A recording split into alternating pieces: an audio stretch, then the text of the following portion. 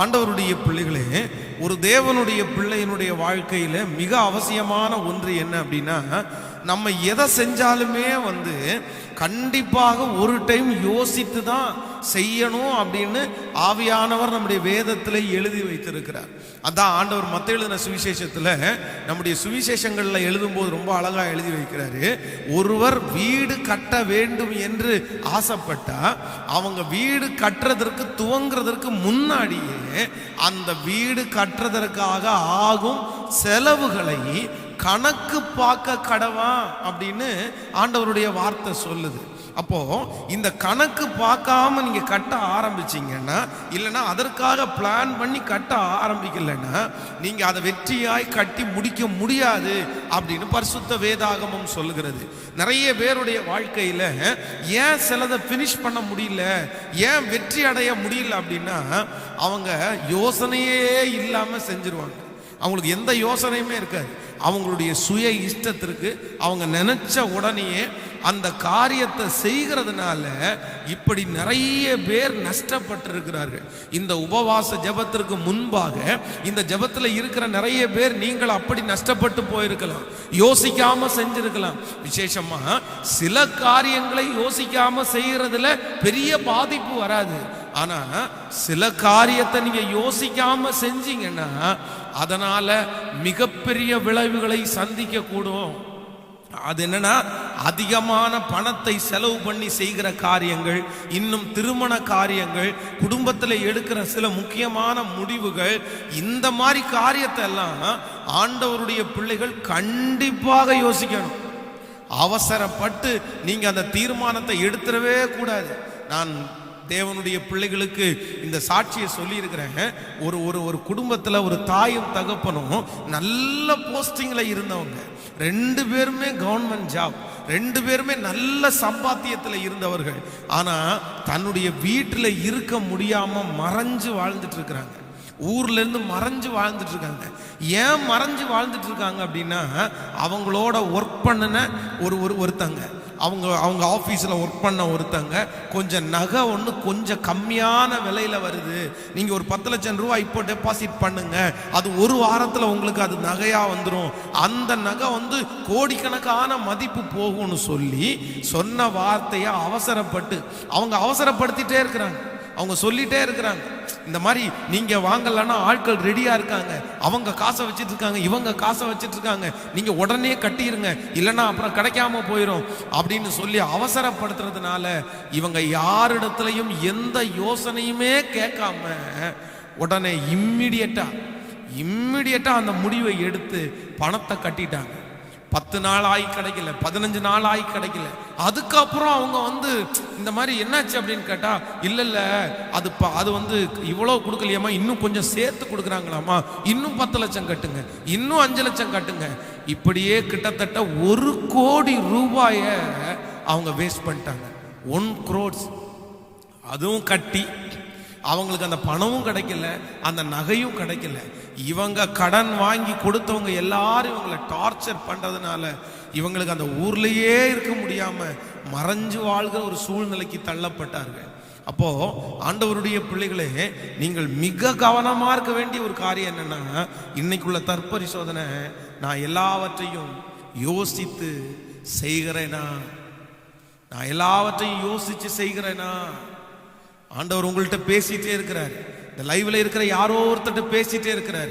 ஒருவேளை வாலிப தம்பிகள் தங்கச்சிகள் இந்த செய்தியை கேட்டுக்கொண்டு இருப்பீர்களே, ஆனால் உங்க வாழ்க்கைய நீங்க யோசிக்காம முடிவெடுத்துறாதீங்க, யோசிக்காம செஞ்சிடாதீங்க. குடும்ப வாழ்க்கை, திருமண வாழ்க்கை என்கிறது யோசிக்காம செய்ய வேண்டியது அல்ல. அது கலட்டி போடுகிற சட்டெல்லாம் கிடையாது. அதை யோசித்து செய்யாட்டா பெரிய தீமை உங்களுக்கு வந்துடும். இதற்கு வேதத்துல ஒரு ஆதாரம் இருக்குது. 2 தீர்க்கதரிசிகளை குறித்து சொல்கிறது. ஒன்று ஒரு வயசான தீர்க்கதரிசி, இன்னொன்று இளம் தீர்க்கதரிசி.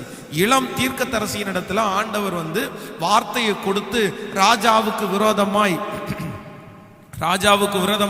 தீர்க்க தரிசனம் சொல்றதற்காக ஆண்டவர் அனுப்பிட்டார். அவர் போன உடனே அங்க பெரிய பெரிய அற்புதங்கள் நடக்குது. அவ்வளவுதான், அவனுக்கு விரோதமாய் நீட்டப்பட்ட கை அப்படியே இருக்குது. பலிபீடம் வெடிச்சு செதறுது. அதை பார்த்த உடனே அங்க இருக்கிறவங்களுக்கு ஐயோ இவர் தான் உண்மையான தீர்க்கதரிசி அப்படின்னு சந்தோஷப்படுறாங்க.